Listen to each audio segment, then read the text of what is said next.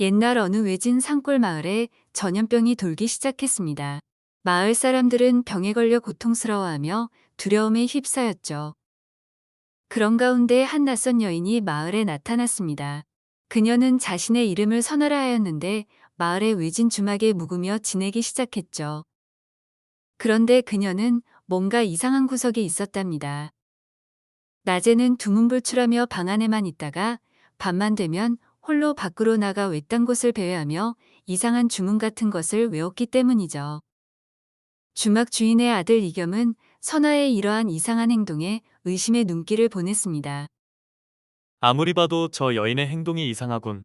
혹시 지금 마을에 돌고 있는 전염병과 어떤 관계가 있는 게 아닐까? 이겸은 선아를 의심하며 자신의 생각을 마을 사람들에게 알렸습니다. 그러자 결국 마을 사람들은 선아를 찾아가 추궁하기로 했죠. 당신은 왜 이렇게 이상한 행동을 하는 것이오? 당신이 우리 마을에 무슨 술법이라도 걸고 있는 것이 아니오. 사람들은 선아를 곱지 않은 눈길로 바라보며 물었습니다. 그러자 선아가 입을 열었습니다. 뭐, 술법이라면 술법이지요. 뭐라고? 드디어 본색을 드러내는군. 지금 우리 마을에 돌고 있는 전염병도 다 당신이 몰고 온 것이군. 선아는 빙그레 미소 지으며 온화한 말투로 말을 이었답니다. 그렇게들 걱정하지 마시오. 사실 나는 여러분을 돕기 위해 왔습니다. 지금 마을에 돌고 있는 전염병의 원인을 알고들 싶으시지요? 마을 사람들은 서로 얼굴을 쳐다보며 어안이 벙벙한 표정을 지었답니다. 그야 물론이지. 이 지긋지긋한 병마로부터 벗어나고 싶소. 그런데 그대가 그 원인을 알고 있다고. 그녀는 사람들에게 조용히 자신을 따라오라는 손짓을 하고는 앞장서서 걸어 나갔답니다. 선아와 마을 사람들은 어느덧 마을의 우물에 이르렀죠. 그녀는 우물물을 가리키며 말했답니다. 우물 위에 떠 있는 나뭇잎이 보이시나요? 물론이오. 그런데 저런 나뭇잎이야 언제든 우물물에 떨어질 수 있는 것 아니오. 물론 그렇지요. 하지만 저 나뭇잎은 평범하지 않답니다. 저것에는 사악한 술법이 걸려 있지요. 그게 무슨 말이오? 극심한 병마를 일으키는 술법이 저 나뭇잎에 걸려 있다는 것이지요. 그러니 저 우물물을 마신 여러분들이 병에 걸릴 수밖에요.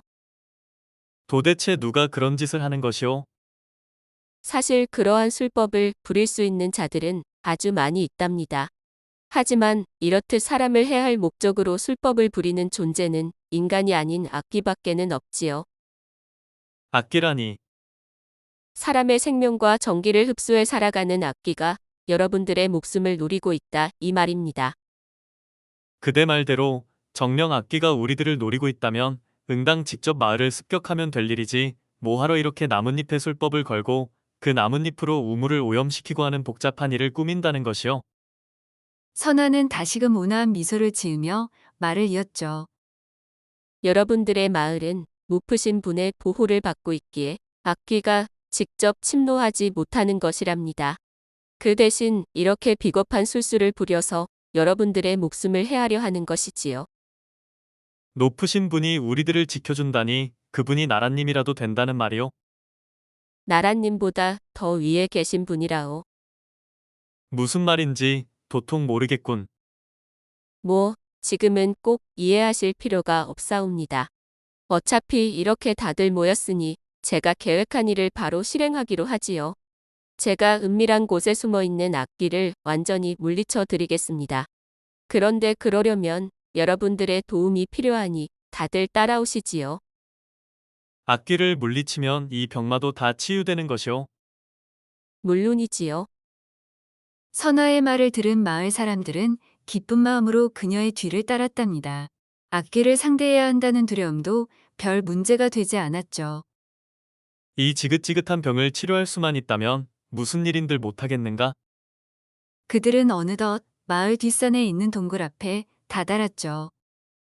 이 동굴 안에 모든 일에 원흉이 숨어 있답니다.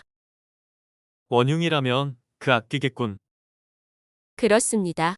하지만 제가 며칠 동안 춥기에 주문을 걸어 놓았으니 스스로 동굴 밖으로 나오지는 못할 것입니다.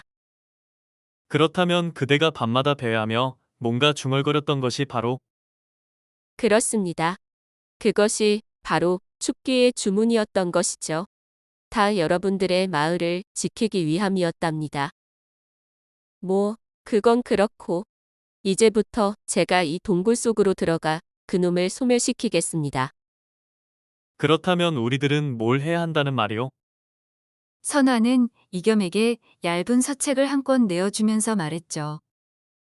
혹시 글을 아십니까? 업무는 조금 아오만. 그럼 됐습니다. 이 서책에 쓰여 있는 글을 계속해서 낭송해 주시어요. 이것은 바로 제가 밤마다 읊고 있었던 춥기의 주문이옵니다. 그리고 마을 사람들을 향해 이렇게 말했죠. 여러분들 중에 글을 아는 분이 또 계시면 이분과 함께 이 주문을 낭송해 주시어요. 그럼 악귀와 싸우는 저에게 큰 힘이 될 것이옵니다. 그렇게 이겸과 마을 사람들이 주문을 낭송하는 가운데 여인은 천천히 동굴 속으로 들어갔답니다. 그리고 얼마 안 있어 천지가 진동하는 듯한 끔찍한 비명소리가 들려왔죠. 이것은 도저히 사람의 비명소리가 아니로군. 아마도 악기가 마지막 발악을 하는 모양이군 그려. 그리고 잠시 동안 정적이 흐른 뒤 동굴 속의 어둠에서 여인이 모습을 드러내었죠. 그런데 그녀의 손에는 지금껏 보지 못했던 호리병이 하나 들려 있었답니다. 선아는 다소 지친 기색이었지만 얼굴에는 여전히 온화한 미소를 머금고 있었죠. 다 끝난 것이오. 그렇사옵니다. 여러분들의 도움 덕에 생각보다 더 수월하게 악귀를 물리칠 수 있었답니다. 그런데 그대의 손에 든 그것은 무엇이오? 선아는 사람들을 향해서 호리병을 들어 보이며 말했죠. 바로 이 안에 악귀의 혼이 담겨 있답니다. 그러니까 악귀가 이 안에 봉인되었다는 것이지요. 그거 위험한 것 아니오. 그렇지 않사옵니다. 이놈은 절대로 이 안에서 빠져나오지 못한답니다. 그리고 이것은 제가 다른 곳으로 가져가 안전하게 처리하겠사옵니다. 이렇게 우리들을 도와줘서 정말 고맙소. 무슨 말씀을? 아까도 말씀드렸지만 저는 그저 제가 모시는 분의 명을 받들었을 따름이옵니다. 그대를 우리들에게 보내주신 그분은 누구라는 말이오? 사람들의 질문이 끝나자마자 그녀의 몸에서 환한 빛이 뿜어져 나오는 것이었습니다. 그리고 그녀는 갑자기 갑옷을 입은 무사의 모습으로 변하는 것이었습니다. 사실 나는 관음보살을 모시는 호법신장 중 한 명이랍니다. 관음보살께서는 항상 여러분들을 보살피고 계시지요. 이번에도 나를 여러분들에게 보내 악귀를 봉인하게 하셨던 것이었답니다. 사람들은 모두 그녀 앞에 무릎을 꿇고 절을 하며 외쳤습니다. 저희들의 무례함을 용서해 주소서. 저희가 신장님을 못 알아 배웠고 이리도 큰 무례를 범했나이다. 그녀는 여전히 방긋 미소 지으며 말했답니다. 모두들 일어나시어요. 그런 상황에서는 누구나 여러분들처럼 행동했을 것이옵니다. 저는 다 이해할 수 있사옵니다. 그리고 이것 하나만 명심해 주시기 바랍니다. 여러분들이 어떠한 고통을 겪던지 간에 항상 보이지 않는 힘이 여러분들을 지켜주고 있다는 사실을 말입니다.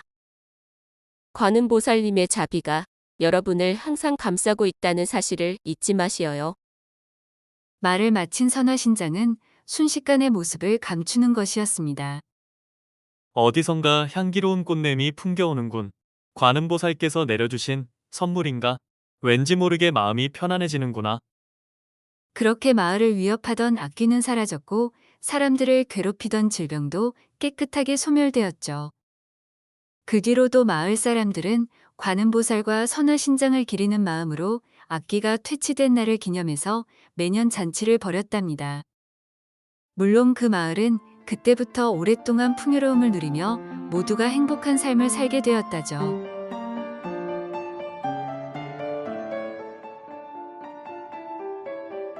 정체를 알 수 없는 수상한 여인. 하지만 그녀는 사람들을 돕고자 마을을 찾아온 은인이었죠. 우리들의 일상에서도 겉으로는 영 내키지 않지만 속마음은 따뜻한 그런 사람이 있지 않나요? 겉으로만 사람을 판단하시지 말고 항상 모두 함께 행복하게 잘 살아가는 그런 세상이 되었으면 좋겠네요. 그럼 저는 다른 이야기로 또 찾아뵐게요. 항상 건강하시고 행복하세요.